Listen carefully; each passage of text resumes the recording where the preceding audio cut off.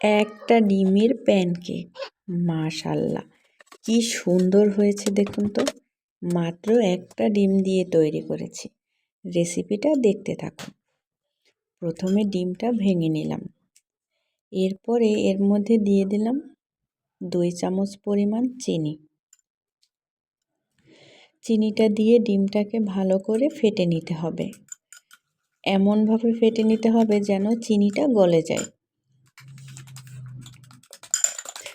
এই কেকটা বানিয়ে বাসার 4 জন খুব ভালো মতো একটা স্ন্যাক্স হয়ে যাবে। আপনারা চাইলে বাসায় ট্রাই করে দেখতে পারেন।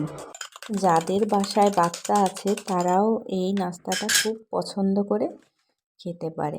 আপনাদের যাদের বাচ্চাদের বয়স 1.5 বছর থেকে 2 বছর, তারা এই প্যানকেকটা তৈরি করে দিতে পারেন।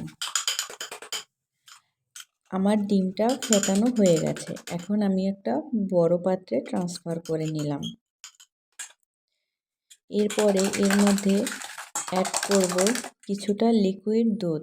আপনারা চাইলে গুঁড়ো দুধও পানির সাথে গুলে নিয়ে ব্যবহার করতে পারেন। আমি এখানে অল্প পরিমাণে গরুর দুধ ব্যবহার করেছি। তারপরে আমি কিছু আটা, একদমই সিম্পল আটা নিয়েছি। আর যাদের কাছে ময়দা আছে তারা চাইলে ময়দাটাও ব্যবহার করতে পারবেন। তো আমি নিলাম আটা, 2 কাপ পরিমাণ আটা নিয়ে নিলাম। আর 1 চামচ পরিমাণ বেকিং সোডা দিয়েছি এখানে। তো মিশ্রণটাকে ভালোভাবে মেখে নিচ্ছি। আপনাদের যদি মনে হয় যে আপনাদের ব্যাটারটা একটু শক্ত মনে হচ্ছে, তাহলে আরেকটু দুধ অ্যাড করে নেবেন, আর নরম হলে আরেকটু আটা মিশিয়ে নেবেন। তো আমি এর মধ্যে দিয়ে দিলাম কাস্টার্ড পাউডার। এটা অপশনাল, আমি জাস্ট ফ্লেভারের জন্য দিয়েছি। আপনারা চাইলে নাও দিতে পারেন, আবার চাইলে দিতেও পারেন। আর যাদের বাসায় ভ্যানিলা এসেন্স আছে তারা চাইলে একটু ভ্যানিলা এসেন্স দিয়ে দিতে পারেন। আর দিলাম আমি এখানে অলিভ অয়েল। যেহেতু বাচ্চা খাবে এজন্য আমি অলিভ অয়েলটা ব্যবহার করেছি। তো ব্যাটারটাকে আমি ভালো করে মিশিয়ে নিলাম। আর এটার থিকনেসটা ঠিক এরকম হবে, এই যে আপনারা দেখতে পাচ্ছেন। আর যদি এর থেকে কারো নরম মনে হয়, বলেছি আগেই যে তাহলে একটু আটা অ্যাড করে নেবেন, নয়তো একটু যদি শক্ত হয় তাহলে একটু লিকুইড দুধ।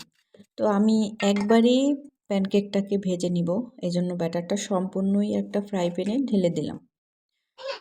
আর চাইলে কেউ অল্প অল্প করে ছোট ছোট করেও ভেজে নিতে পারেন, সেটা আপনার ইচ্ছা।